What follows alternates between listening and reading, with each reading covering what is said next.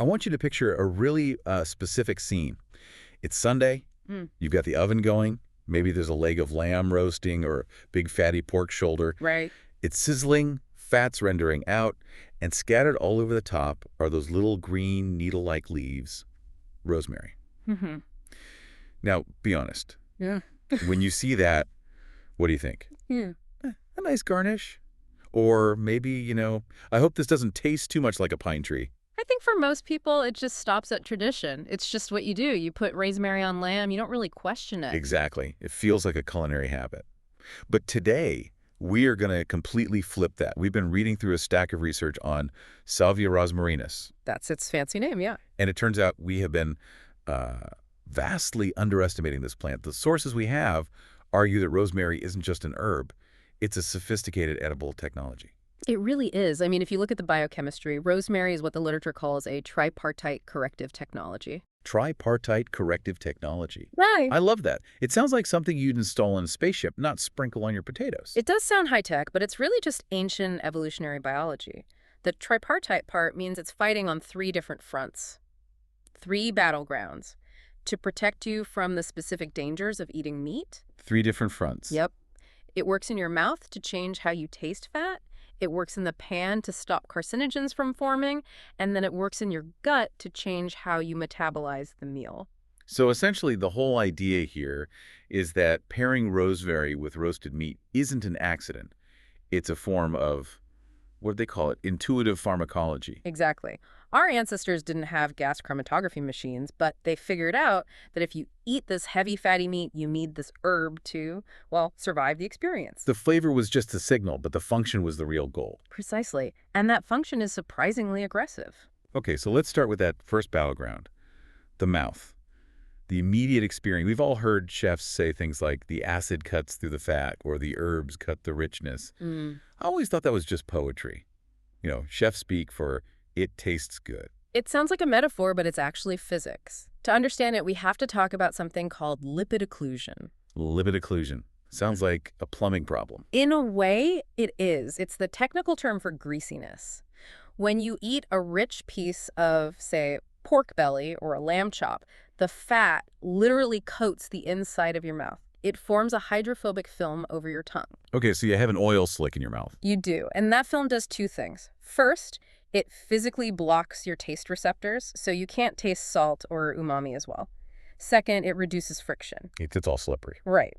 And that leads to what scientists call sensory fatigue. It's the reason the first bite of a rich meal is amazing, but by the 10th bite, you're kind of bored. Your sensory resolution has just dropped. So where does the rosemary come in? Is it just distracting you with a powerful smell? No, it's mechanical. This is where it gets really cool. Rosemary has a polyphenol called rosmarinic acid. The research shows this acid acts like a molecular scouring pad. A scouring pad? How does a chemical scour your tongue? It targets the proteins in your saliva. Specifically, these things called proline-rich proteins and mucins. Stuff that makes saliva slippery. Exactly. The lubricants. When rosmarinic acid meets these proteins, it binds to them and causes them to precipitate. Precipitate? You mean they fall out of solution? They become solid? Tiny, microscopic solids, yeah. This whole process removes the lubrication from your saliva. It creates astringency. You know that dry, puckering feeling you get from red wine or strong tea? Oh, sure. Your tongue feels almost like sandpaper for a second. That is the feeling of friction returning. The rosemary literally delubricates your mouth, and that friction physically scours that layer of grease away. Wow, so it resets your palate to high resolution, as the source said. So the next bite tastes just as good as the first. That is wild. So when a chef says it cuts the fat, they mean it is chemically stripping grease off your tongue so you don't get bored of the food. It's a reset button. But that's only half the fight in the mouth. The other half is the smell. Gaminess. Ah, right. The barnyard flavor. Lamb is famous for it. Well, that comes down to branched-chain fatty acids, or BCFAs. The big one they identified is 4-methyloctanoic acid.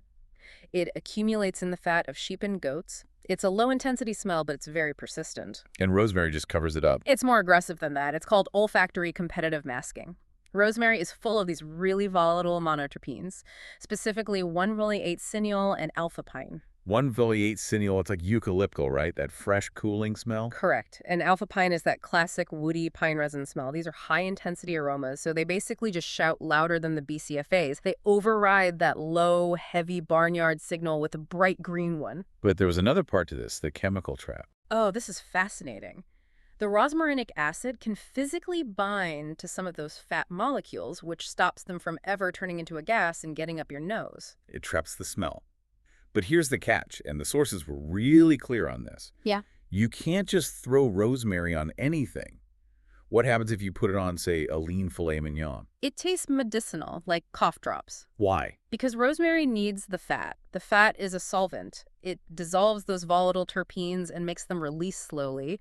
Without fat, they flash off all at once, and it's just this punch of camphor. So the herb and the fat depend on each other. The herb makes the fat palatable. And the fat makes the herb edible. It's a perfect synergy. Okay, so we've survived the mouth. But before we even ate it, there was a whole war going on in the oven. This is the second pillar, chemical safety. And this is arguably the most important one for your long-term health. We need to talk about what happens when you heat meat above, say, 150 Celsius, which is about 300 Fahrenheit. Yeah, it's the Maillard reaction, right? The delicious browning. Yes, but it has a dark side. When creatine and amino acids in the meat get that hot, they react and form heterocyclic amines, HCAs. And those are the bad guys. They are mutagenic and carcinogenic. The big ones are called Phi-HIP and MIQs. They're linked to various cancers. So basically, grilling a burger creates tiny amounts of a toxin. So we shouldn't roast meat. No, just you shouldn't roast meat unprotected. And that's where carnosic acid comes in. This is the heavy lifter in rosemary's arsenal. The sources call it a suicide substrate. A suicide substrate. That sounds incredibly dramatic for a cooking herb. But it's accurate. Carnosic acid is a powerful antioxidant. When you apply heat, free radicals start forming in the fat, and those are the sparks that build the carcinogens. Carnosic acid literally steps in and sacrifices itself to quench the radical. It takes the bullet for the steak. Pretty much. But here's where it gets really smart. Most antioxidants, once they do their job, they're done. They become inert. But rosemary has a cascading defense. I saw this in the chart. It's like a transformer. Exactly. When carnosic acid dies, it transforms into a new compound called carnosol. And carnosol is also a stable, active antioxidant. The protection doesn't stop, it just changes form. That's incredible efficiency. A soldier falls and stands back up as a different kind of soldier. And the numbers here are just staggering. At 400 degrees Fahrenheit, a normal roasting temp, rosemary extracts reduce those bad compounds by how much? It was 91.7% for MIQX and 85.3% for BOIP. That's virtually eliminating the threat. You get the browning and the flavor, but not the mutagens. It turns a vice into something chemically benign. And it's not just about cancer. It's also about leftovers. That horrible cardboard taste you get when you reheat meat, the sources called it warmed-over flavor. Oh, yeah. Right. It's caused by fat oxidation. Cooking breaks down cells and releases iron. Iron is a pro-oxidant. It basically makes things rust. Rosemary chelates that iron. Chelation. That means it binds to it, right? Like a claw. Yes. It grabs the iron atoms and locks them up so they can't mess with the fats in the fridge. The rosemary you cook with today is protecting your lunch for tomorrow. Okay. Handle the mouth, handle the pan. Now, the third pillar, metabolic regulation. The food is in our stomach. What is rosemary doing down there? This is the poison and antidote strategy. You've just eaten a high-fat meal, which would normally cause a huge spike in blood lipids. But rosemary acts as a natural inhibitor of pancreatic lipase. Lipase is the enzyme that breaks down fat so we can absorb it. Correct. And carnosic acid inhibits that enzyme right in your gut. The sources compared it to the weight loss drug orlistat. Rosemary offers about 70% of the efficacy of the drug. 70%. For a kitchen herb. So you're saying it actually stops you from absorbing all the calories from the fat you just ate? It reduces the absorption, yeah. It acts like a metabolic cushion. You eat the pork belly, but the rosemary stops your body from taking the full caloric hit. And it doesn't stop there. Once the nutrients that do get absorbed hit the bloodstream, the rosemary compounds signal your liver. They activate something called AMPK. Right, the master switch for metabolism. It tells your cells to stop storing fat and start burning energy. It puts your liver into a burn mode. It even helps control blood sugar, reducing fasting glucose by up to 21%. And it also impacts the microbiome. High-fat diets usually cause dysbiosis, an imbalance in gut bacteria. They encourage the growth of firmicutes. The fat bugs. The fat bugs, yeah. Rosemary seems to inhibit them and promote the lean bugs, like Bacteroidetes, so it's remodeling your gut flora to handle the meal better. And on top of all that, it stimulates bile flow. The choleritic effect. It helps break down the fats and prevents that heavy, bloated feeling you get after eating something really rich, like porchetta. Okay, so let's just recap this. You put rosemary on a roast. In the oven, it stops carcinogens. On your tongue, it scrubs away grease. And in your gut, it blocks fat absorption, fixes your microbiome, and tells your liver to burn calories. It's a complete system. It's really hard to believe it's a coincidence. It feels like humans co-evolved with this plant to solve the specific problems of eating meat. But here's a practical question. Is all rosemary the same? If I just buy a generic bunch at the store, is it going to do all this? That's the variable, terroir. Just like wine, the chemistry of rosemary changes completely based on where it grows, the chemotypes. Right, we have data on 3 main ones. First, you have the Moroccan origin. This one is incredibly high in alpha pine, over 50%. The really piney, woody one. Very intense. This is your specialist for game. If you're cooking venison, wild boar, something with a really strong flavor, you want the Moroccan type to stand up to it. And for something lighter, chicken or fish. Then you want the Yemen origin. It's high in a compound called verbenone, which is more floral and fruity. It's complex. It's the specialist for delicate proteins. And the generic stuff we find in the supermarket. That's usually closer to the Chinese origin chemotype. It's a generalist, a balanced mix of everything. It works for most things, but it's not specialized. So we should be pairing our rosemary to our protein, just like we pair wine. Ideally, yeah.